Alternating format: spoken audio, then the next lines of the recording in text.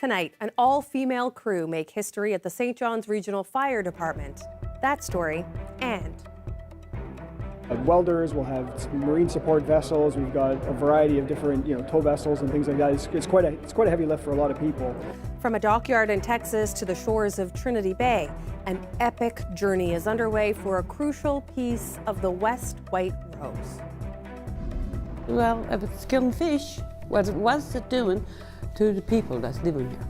You know, something got to be done, my God. The day that I got a call from our MHA to say that this is happening, I got to say it was pretty emotional. It's been a story we've been following for years, and it's caused quite the stink. An update on a toxic, abandoned plant in St. Mary's. For months, there have been questions surrounding whether or not the Aquarena will be ready for the Canada Games. Today, we got an answer. I'll tell you what it is coming up. This is CBC Here and Now.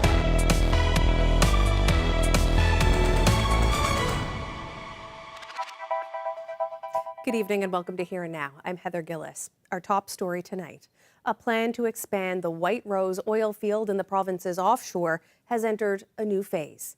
Two major construction projects, one in this province and another in Texas, are complete. Now the focus is on safely moving some very heavy components over long distances to be assembled on the Grand Banks. Here and Now's Terry Roberts reports.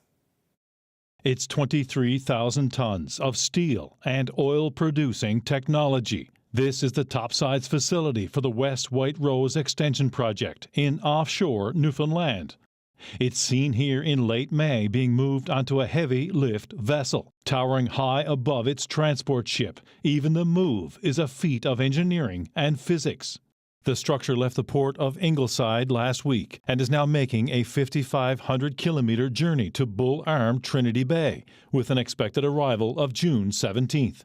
It's yet another milestone for one of the few major energy projects underway this year in Canada, and it received plenty of attention last week at the Energy Conference in St. John's. 2025 for us is the year that it all comes together.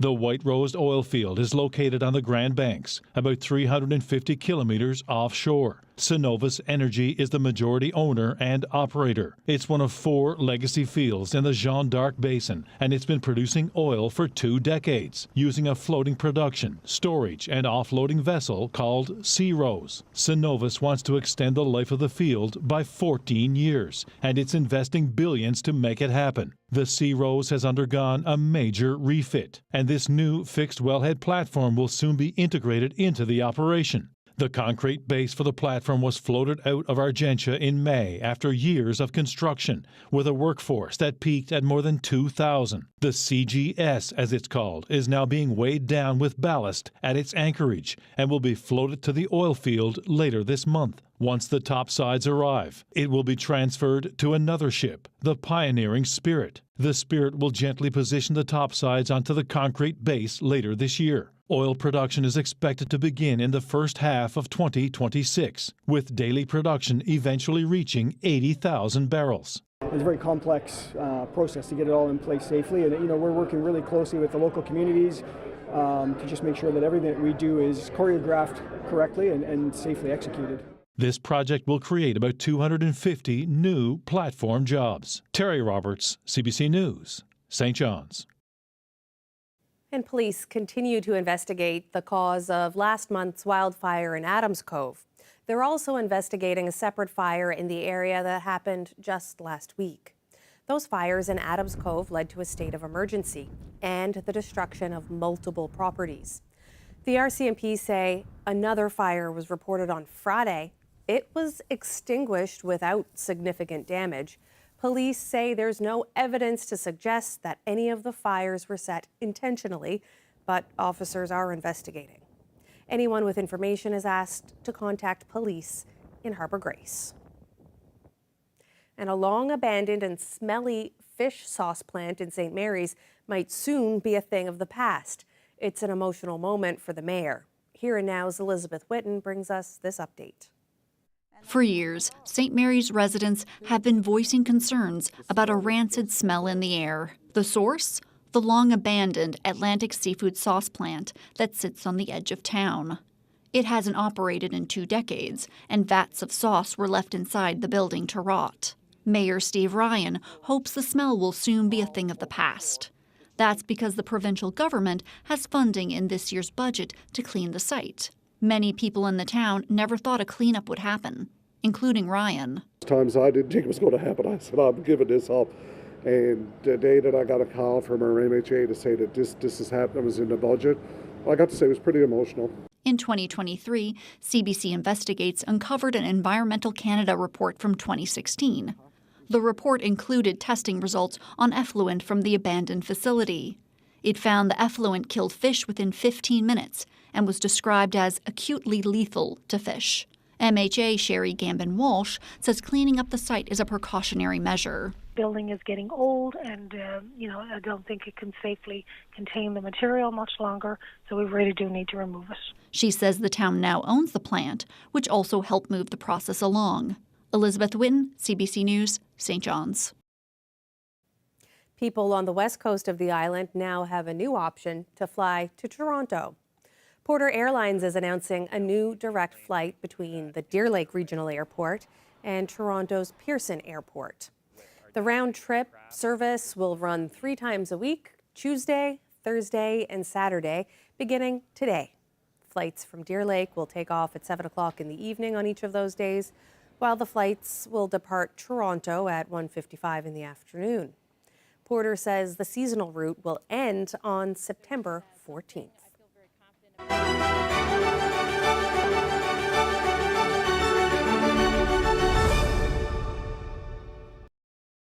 It's one of the largest pieces of infrastructure needed for the upcoming Canada Games. And today, the people behind the project say it will be ready. Today, Memorial University gave a tour of the new look Aquarena.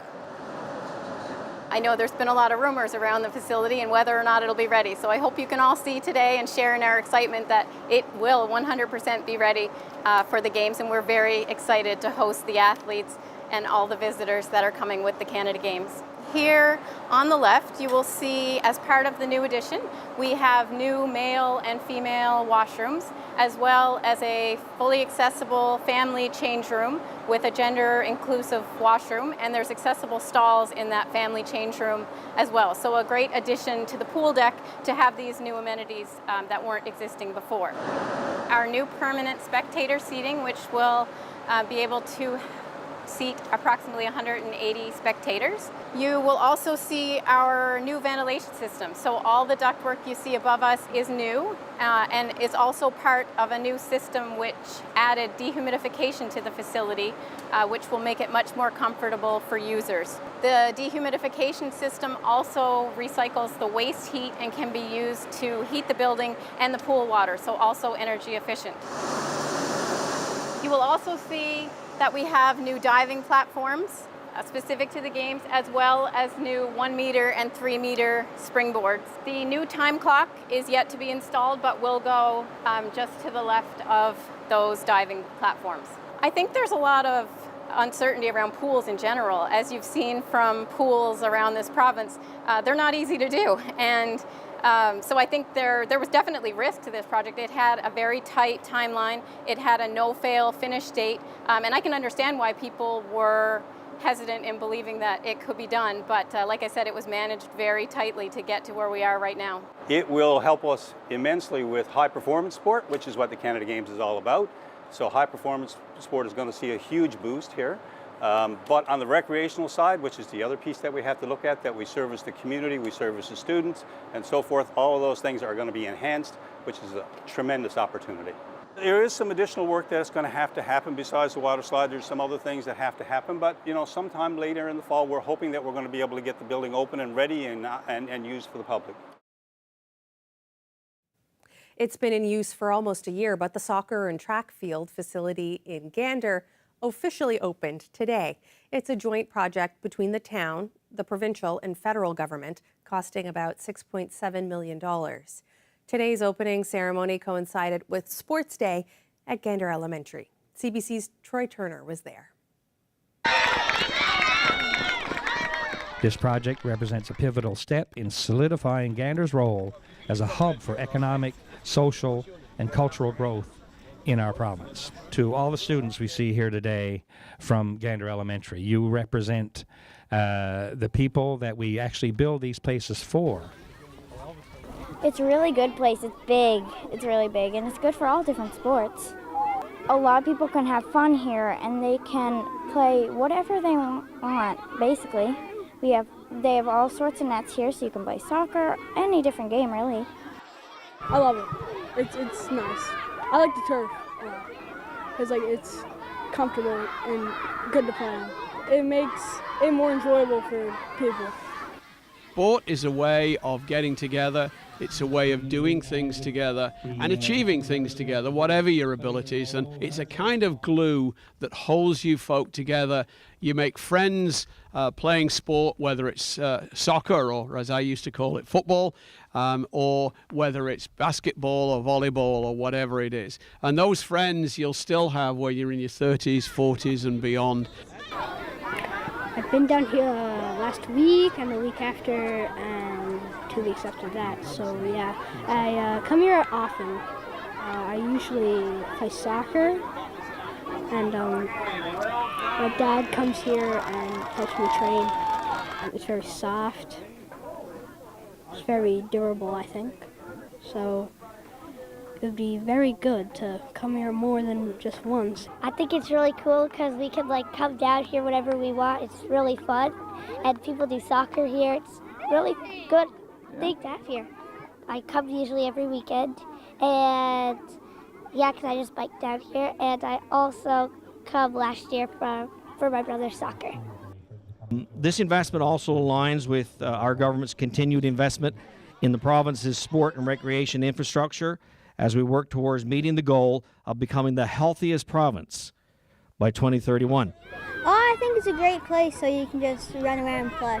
You can just come around whenever you like and have a little game with your friends if you want to, so everybody can stretch their legs. The St. John's Regional Fire Department is marking a major milestone. For the first time in the department's 133-year history, an all-female crew clocked into work for a shift at Kent Pond Station 6. According to two members of the team, it wasn't just historic, it was also busy. The timing was right, the stars aligned, and we had the numbers to do it. And I was hired back in '92 for the first female, professional in the province. I've probably been the first, well, not probably, I am the first female firefighter and was the first female lieutenant, now first female captain. So I'm going to retire soon coming up. And as it got closer, we said, wouldn't it be great? We have the numbers. It'd be just awesome. We wanted it to be like a heartfelt, let's do this, girls, kind of thing. And we didn't want any distractions. We just wanted to go and work and make it a girls' club. It was an amazing, crazy, exhausting day. It was great. Yeah, and I wouldn't have wanted to spend it with anybody else, actually. We had what a day. So many laughs. It was call after call after call from one extreme to the other, from different medical calls. We had a structure fire in the middle of the night. Like, it was just one thing after another. As soon as we'd get back to the station and try to get organized for the day, the toner would go off again and we were out the door. So, but it was incredible. It was a lot of laughs, a lot of fun. My father is actually a retired lieutenant from the St. John's Regional Fire Department. So I've been around it my whole life, and I've always known that this is what I wanted to do. But being younger, of course, you're being told you can't do that because you're a girl. But besides all of that, I absolutely love it. I couldn't see myself doing anything else, absolutely anything else. And the strength and the power and the camaraderie of it all, and it's unreal. It's what a career. So to anybody out there that's listening that wants that as a young female that wants to go for it, go for it, go get it. It's yours to have.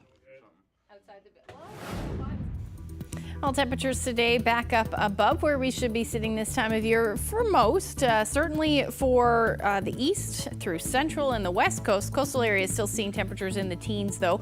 Up across Labrador as well. Single digits for the north coast, otherwise mid-teens, mid-20s rather. The story for you, and we will see some milder temperatures continue. Strawberry moon tonight, rain tomorrow, and we may even see some thunderstorms. I'll get into all the details coming up.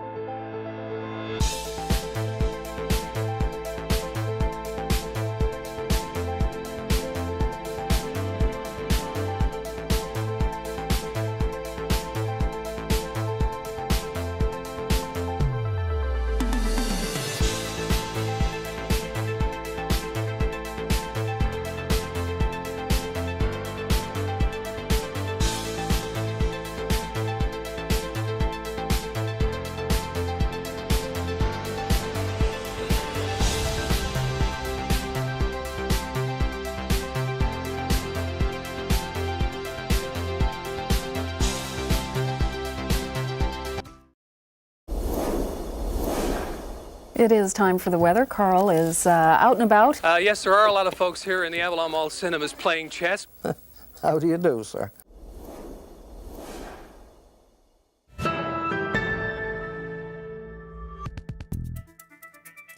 Welcome back to Corner Brook now, where some major construction is expected to slow down traffic this summer. Crews are replacing a culvert at the corner of O'Connell Drive and University Drive. The city says it can't wait any longer to replace the aging infrastructure. We're at the intersection of Mount Bernard, University, and O'Connell. When we talk about how busy it is, Mount Bernard alone, 10,000 cars a day. I would consider this one of our busiest intersections in Corner Brook for sure. So the Deep Gulch culvert replacement has started. So it has been going on even since last year, but right now the impacts to traffic will be felt in the coming days. The storm culvert replacement, it goes across O'Connell Drive and across University as well. So it's carrying all that water from up that hill. It's very deep, so at the deepest point, it's actually 12 meters down in the ground. In any project, when you're doing something like this, you have to take into account climate change. So right now, we are over doubling the capacity of what is currently in the ground. How long is this all going to take? Really, the hope is that we'll see the impacts to traffic end near the end of July. There's lots of work to do. When you get into a project of this scope, it really comes down to what you find. You design as best you can, but when you get into the ground, you got to make changes on the fly. So we can't promise anything, but the hope is around the end of July, we'll finish this project up for the traffic. And soccer players on the West Coast have a fresh new pitch to play on this summer. The Douglas Sweet Apple Field reopened this week with newly renovated turf. Here and Now's Alex Kennedy brings us that story. Soccer is a big deal here in Corner Brook and across western Newfoundland. And in order for great competition, you need a great pitch. The local soccer association here in Corner Brook has been able to give this field a facelift. One goal they've completed, and the field will see many more. We are standing at our Doug Sweet Apple Field on our brand new turf. The field was first built in 2008 in preparation for the 2008 Newfoundland and Labrador Summer Games. So there was an existing turf field here. That's when the facility was originally built, but the turf had outlasted its lifespan and was certainly well overdue to be replaced. This facility is a very important part of our soccer community, not only here in Corner Brook, but on the entire West Coast. Our club is built on the history of 3 local community soccer clubs, the Curling Rangers, the West Side Monarchs, and the Humber Hawks. So this club is kind of the facility that joins us all, that unites us all, and that's where our name comes from, Corner Brook United. We've seen tremendous growth in the past few years. I believe, like many things, COVID really put a hamper on a lot of activities, but we came back bigger and stronger, and I believe since 2021, our registration has gone from about 400 youth involved to, I believe now we're at about 650. So it's been tremendous growth. It means so much because our club, with the growth that we've experienced, we are starting to participate in more top-tier provincial leagues and tournaments. And as a result of that participation, we are hosting more teams locally. We have lots of teams from the Avalon that now come out to compete. And it's just really nice to have a wonderful facility to host them at, but a fantastic playing surface as well. New invasive species that come in here, if they don't have any natural predators, their numbers are just stay unchecked and they just build up in huge, huge populations. Todd Boland has some advice for tracking the Japanese beetle. The invasive species has been a more common sight this spring, but it's not all bad news. Boland says certain insecticides can be used to cut back on the pest. Stay with us. Ashley's weather is coming up next.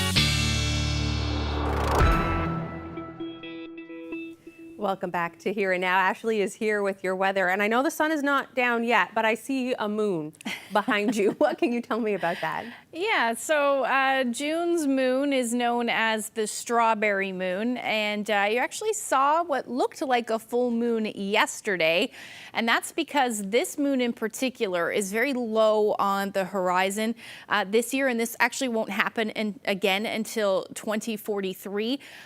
But like I said, it's called the strawberry moon. It's named the strawberry moon because indigenous cultures actually use this full moon as an indicator when the wild strawberries are ready to be picked. So that's pretty interesting. The other thing is around 10 p.m. tonight, that's when it's going to look the biggest. And again, because it's fairly low on the horizon. And although it doesn't actually have any color to it, this week, really, even last night, it has more of a reddish or orangey tone to it tonight because of the hazy skies that we've been seeing because of the wildfire smoke in the upper atmosphere. So certainly, although obviously the smoke's not a good thing, the moon actually looks quite beautiful tonight and will, if you don't catch it tonight, it will through Thursday as well. But tonight is the actual full moon. So we have been seeing wildfire smoke in and around the island and up across parts of Labrador, and that will continue as we head through the overnight tonight. Eventually we'll start to see some clearing from that smoke by the time we get into tomorrow evening, but then it will move back in. It won't be quite as concentrated as it has been the last couple of days, but we'll certainly see some hazy skies as we head into Thursday as well. So on the weather front, we have quiet weather across the island, hence those clear skies, well now hazy, but we do have an area of low pressure and a front associated with that. It is bringing some of that milder, or we're seeing some of that milder air to the south of it, but we are going to see some showers as we head through tonight, especially across Labrador, and then eventually across the island as well. Temperatures this evening still beautiful, sitting in the low 20s, mid 20s through central. If you're in onshore flow, those temperatures are a little bit on the cool side, and then Labrador as well. Single digits for the north coast, otherwise between 13 to 19 degrees as your day, or as the current temperatures right now. If we take a look at what's going on out there at the moment, we do have some cloud cover out there, along with some increasing cloud happening for the southern areas of the island, but overall we are looking at those clear skies tonight, so it should be nice for viewing that full moon. We will see those showers spread across the big land through the overnight tonight. We won't see any shower activity until overnight and into the early morning hours for the southwestern coast of the island. And overall temperatures tonight will sit in the single digits. Up across Labrador, 9 to 10 degrees with the exception of the north coast, where you'll hover around +2. Now into tomorrow, we'll see that rain eventually spread across the island. Some of these will be heavy at times. There's even risk that we'll see some, or hear some thunder for Lab West and maybe around the Green Bay, White Bay area. There's a slight chance we'll see some thunderstorms associated with that as well. That will move off as we head into the afternoon, although lingering showers certainly still possible across the Avalon and again most of Labrador. Later in the afternoon is the best chance to hear some thunder for central areas of Labrador. And then as we head through the overnight, a few showers may linger for Labrador, but most of the weather should be done for the island. As far as the amounts go, generally looking at in the highest 10 to 20 millimeters, but likely between a trace to about 5 millimeters. Temperatures tomorrow will be a little bit cooler, certainly, than we've been seeing today. Teens for the most part, maybe a little bit below an onshore flow. Those winds will be out of the south between 30 to 50 kilometers per hour island-wide. And a similar temperature profile for Labrador, anywhere from 11 to 17 degrees. And again, that risk of thunderstorms from central to western Labrador, along with some breezy winds. I'll get into your long-range forecast coming up a little later. The province's Forestry and Agriculture Department says they're seeing increased numbers of an invasive pest called the Japanese beetle, and they're seeing more of it here around the St. John's area. So to learn more about the Japanese beetle, we're now joined by Todd Boland, who is a horticulturist here at Memorial University's Botanical Gardens.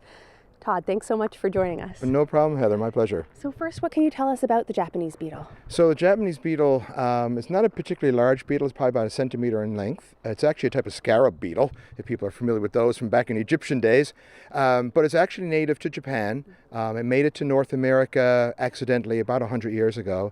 And of course, in North America, it doesn't have any natural pests. So which often happens with new invasive species that come in here. If they don't have any natural predators, their numbers are just stay unchecked and they just build up in huge, huge populations. So what kind of damage can these beetles do here in this province?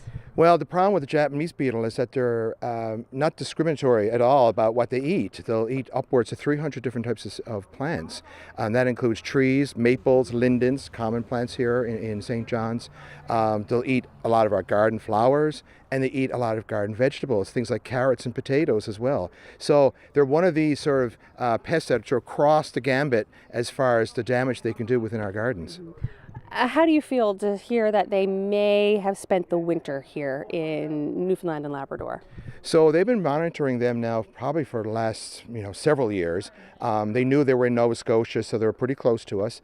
Most of the ones they've caught in the past have been ones they've come in with infected nursery stock. Because all our plants in the nursery industry are all mostly imported from the mainland. And those were able to destroy the plants, destroy the pests as they came in, but always, it's a beetle. It can sneak away, right? So a few got away. And the thing what they do is they weren't sure if they'd be able to survive our winters, but now they're seeing evidence of newly emerging adults, which are starting at this time of the year. And that's sort of evidence that they have overwintered now. And how can they be eradicated if someone did find them?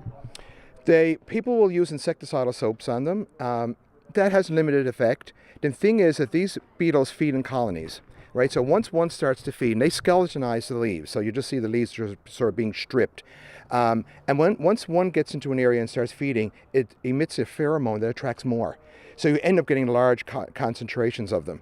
So if you start to see an outbreak taking place on any given plant in your garden, you sort of shake the plant, all the beetles will fall to the ground. Then you can pick them up and squat each one as you see them. There's great satisfaction in hearing them crunch. Or at that point, once they're all together, then you can spray them with insecticidal soap, and where they're more concentrated. Because just hitting one individual beetle here and there in a bush is not going to be particularly effective at keeping them under control. Okay. And if someone does see one of these Japanese beetles, what should they do? So we're trying to still keep track of where they're to, so they can contact CFIA to find out. There's also a online app called iNaturalist, and that keeps track of all the species, plants, insects, everything across the world, really. But it's a great reference, great resource for keeping track of the distribution of all sorts of insects and plants and whatnot. So if you see the beetle, then you can take a picture. If you have the app, you can upload it to that. That way, then we have an actual GPS coordinates for that particular one. But at the same time, like I said, contact CFIA, let them know so they can take the next steps. And just for the folks at home, if they do see one of these beetles, what kind of distinctive features do they have that set them apart from, say, ordinary beetles that are already part of our environment here in Newfoundland and Labrador? Okay, they're a very distinctive looking beetle. Like I said, they're about a centimeter in length, but they're a beautiful iridescent, almost a coppery green color. Okay, so depending on the way the light hits them, they can look more coppery or they can look more green. But they also on their sides have little small white dots. Okay, that really distinguishes them when you see that. But people think of it as a pretty little beetle, but it can be pretty destructive. Sounds like it. And for people who may come across one of these, is there any way for us to prevent their spread? Not in the big scheme of things. The larvae feed underground. They feed on grass roots, so we don't even see them for most of the year. And we're not even sure here in Newfoundland, they may actually spend up to 2 years underground in colder areas, so I suspect we fall into that category before they emerge as adults. The adults are only around for about 4 to 6 weeks, but they can do a lot of damage in that 4 to 6 week period. So, you're only going to see them, if you do see them, you're only going to see them for a relatively short period of time. Hopefully you can keep under control at that point, but then by late summer they've disappeared and, presumably they're back underneath the ground again in the larval stage. All right, well, Todd, thank you so much for explaining all of this to us today. Oh, you're very welcome. My pleasure.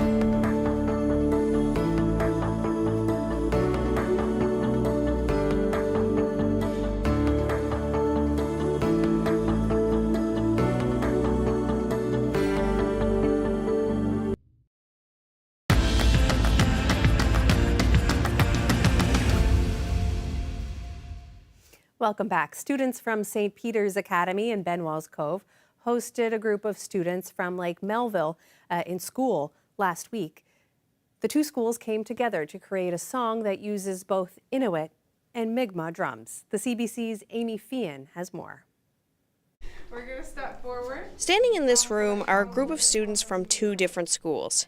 Innu and Inuit students from Lake Melville School in Labrador have traveled here to St. Peter's Academy in Benwell's Cove, and they've come together for one purpose: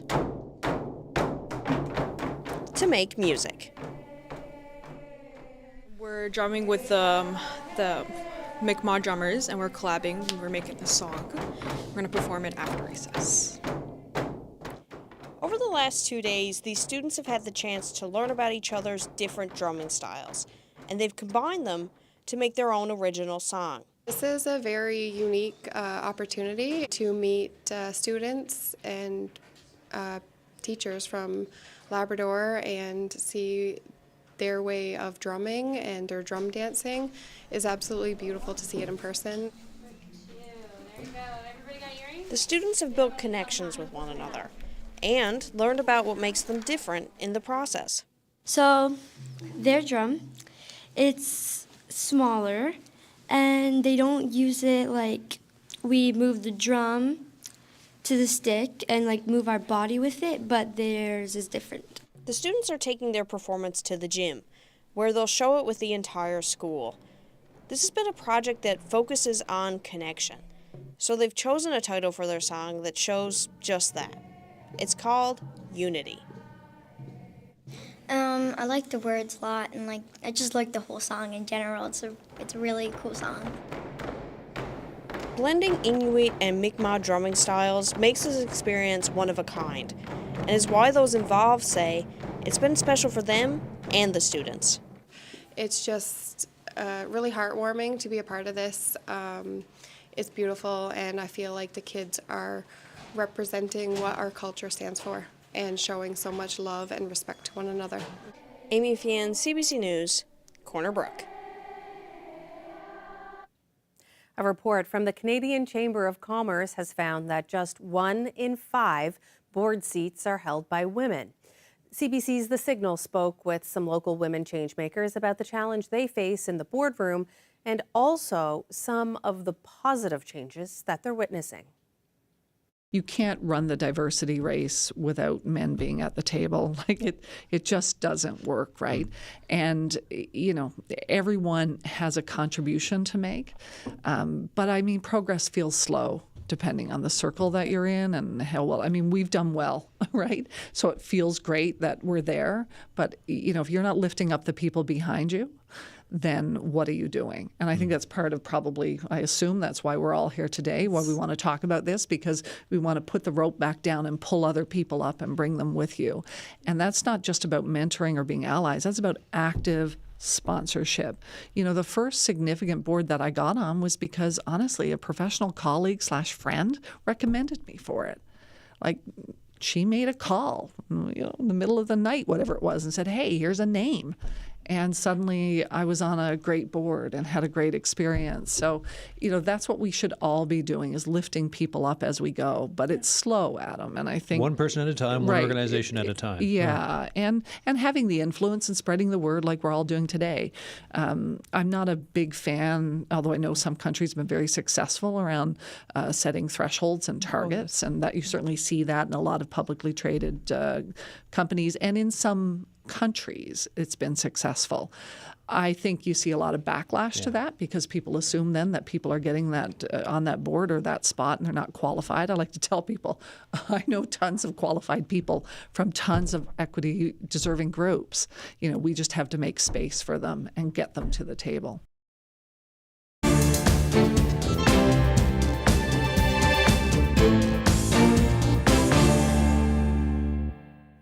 Well, this month marks the beginning of Pride celebrations across the country. Prime Minister Mark Carney took part in a flag-raising event on Parliament Hill today. Carney spoke about the importance of defending the progress that's been made for the LGBTQ plus community, but about the work that still needs to be done. Pride is a celebration of how far we have come. It's a celebration of how, in many important ways, love has already won. But pride is also a promise to ensure that justice, security, and dignity will always be demanded, defended, and delivered. Yeah. Pride is a promise. It is a promise to every young person, regardless of their identity, that they'll be able to walk through their school doors without being afraid of whether they can get safely through their day. It's a promise to every couple who wants to show affection, to be able to hold hands in public without looking over their shoulders. It's a promise to every Canadian that they will be respected, that their rights will be protected, that you will be safe in your own community and proud in your own skin. In a time where, unfortunately, around the world, there's a backlash struggling against the progress that has been made. In this time, Canada will always stand up for the vulnerable and for the equal rights that we cherish. Yes, we can take pride in how far we've come, but we should also recognize that there is much more to do. Far too many Canadians continue to face hatred and discrimination because of just who they are and whom they love. And this is not, an announcement for today. It's an announcement for time. We're making funding permanent for the Two-Spirit LGBTQI+ Community Capacity Fund to support community organizations and protect our rights and advance equality across our country.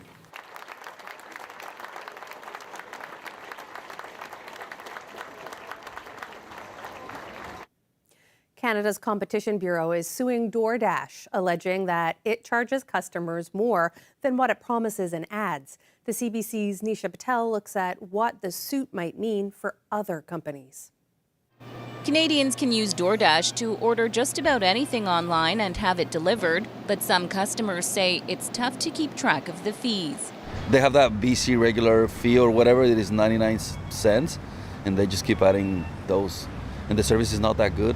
There's always so many service charges recently, and it just gets to an astronomical point. Now Canada's competition watchdog is suing the company, alleging that DoorDash adds mandatory fees at checkout so that consumers pay more than was advertised. The Competition Bureau says so-called drip pricing is deceptive because consumers are not presented with an attainable price up front. Your door to more. DoorDash. The Bureau alleges DoorDash used drip pricing for close to a decade, making nearly $1 billion from mandatory fees. Consumer advocates welcome the suit. These sort of middlemen businesses, whether that's delivery or hotel and travel booking, airlines, I think there are a lot of targets that, should be basically dealing with consumers more straightforwardly. In 2022, Canadian law recognized drip pricing as harmful, and the Competition Bureau has become more aggressive. Last year, Cineplex was fined $39 million for charging an extra fee during online ticket purchases. If they are successful, other companies with similar practices, because often it's rarely just one company engaging in these practices, they'll see this and change their ways. The company claims it was unfairly singled out and says DoorDash does not hide fees from consumers or mislead them in any way. We intend to vigorously defend ourselves against these claims. The Competition Bureau says it's looking for DoorDash to change its practices, pay a financial penalty, and compensate affected customers. Nisha Patel, CBC News, Toronto.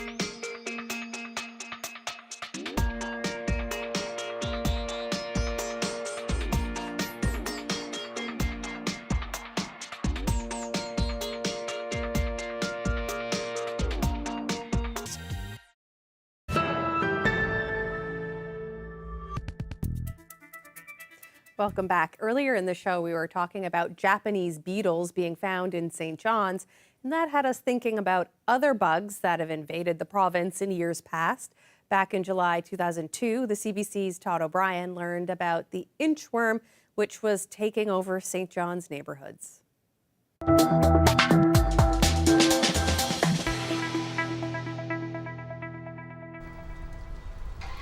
Like something out of a bad horror movie, inchworms are ruling parts of the city. Trees are being eaten alive. Nobody's safe from them, not even the children. The inchworms, like SAS commandos, hang and wait. It's got people spooked, turning a nice day into a nightmare. Get down in this one. But people are fighting back. A bucket of soapy water helps keep them at bay. The inchworms can be an easy target, but this man's tree is already a casualty. In his front yard, sticky tape stops hordes from climbing upwards. I guess grin and bear it, or don't grin too wide in case something drops in your mouth. His dog doesn't seem to mind them. Some people want the city to get involved with a spray program. We're just infested with all those little crawly things, and I think there should be something that they can come up with. Sycamore maples, linden, and elm trees are the inchworm's favorite food. They are attacking older, more mature trees. The city says there's not much to do but let nature take its course. To go around, as they said, in trucks and so on, you'd have to have almost an aerial spray type of situation. And as was pointed out to me, perhaps the cure is worse than the problem. It could be another week of this. That's the good news. The inchworm cycle is just about over. What's needed next fall is a good, solid frost to kill the bugs in their beds beneath the trees. Todd O'Brien, CBC News, St. John's. And I remember all of those bugs in 2002, just especially near the downtown, just hordes of them kind of just coming down from trees. So making me all itchy now. Creepy crawly. It's creepy, yeah. Have you seen any good bugs lately? Yeah, I saw a giant water bug recently. It was like the size of my hand. It was gross. And what'd you do, squish it? No, I left it because I can't squish things. I can. I have no problem squishing bugs anytime I see them. But what's in store in the weather for the next few days? Hopefully no bugs, but we definitely have some rain in the forecast. Let's take a look at what's going on through our Wednesday night into Thursday. Most of that rain across the island should end. We may see some lingering showers across the Avalon and then some fog possible through the overnight, but we are going to continue to see some shower activity up across Labrador as this area of low pressure moves through. But Thursday morning looks sunny for most, and it should stay fairly nice until we get into the afternoon. Then there's the chance we'll see some showers for the west coast through parts of central as well. We may hear a few rumbles of thunder with this one, so certainly going to keep an eye on that one. And then we've got a few showers happening across Labrador as well through the evening hours. And overall, temperatures will rebound. So we'll be back into the 20s, low 20s for most, or the teens if you are in onshore flow, particularly along the south coast, northern peninsula. And then up across Labrador as well, temperatures will stay in the single digits for the north coast of the Big Land, otherwise between 10 to about 18 degrees will be the daytime highs for your Thursday. Now, as we head into Friday, we will continue to see the chance of a few showers again through the day. Don't be surprised to see that. There may be a few peaks of sun in the mix.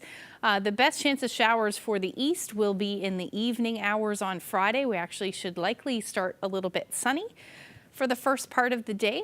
And other than that, our temperatures will go back down again, back to where we should be sitting for this time of year, even a little bit below for those of you on the west coast of the island. But overall, teens will be the story, and then Labrador between 7 and 12 degrees will be your daytime highs. Again, a little bit of sunshine, though, for those of you in Lab West, and showers for the rest of Labrador. As we look ahead to the long-range forecast, temperatures will stay in the teens for the weekend. We're looking at daytime highs anywhere from 16 to 18 degrees. Saturday looks a little rainy again, some showers possible. There may be a few peaks of sun in the mix there as well, but Sunday should clear out nicely, sitting around 18 degrees. And then for central Newfoundland, you're looking at your clearing happening a little bit earlier on Saturday. Temperatures will sit in the upper teens and then into the 20s for Sunday. Sunday really looks like a beautiful day. And then for western Newfoundland, we're also looking at a sunny weekend, so a perfect weekend to get some stuff done outside. We're getting closer and closer to being able to plant annuals and things outdoors, so it certainly looks like a nice weekend for that. Your overnight lows, though, still a little chilly. And then for eastern Labrador, you're looking at your temperatures in the upper teens, low 20s for the weekend, and then western Labrador as well. Pretty lovely stretch of weather there Friday, Saturday, and Sunday with temperatures between 12 and 17 degrees. Our weather photo of the day today taken in Massey Drive. A great shot of the walking trail around Tippings Pond. Thank you so much for that, Walter. And if you have any weather photos, we'd love to see them. You can share them with us at nlphotos@cbc.ca. And that really looks like a nice place to sit down and put your relax feet up and relax. Great idea. I think I'll do that myself. Well, that's our show for this evening. Thank you so much for staying with us. Good night. Good night.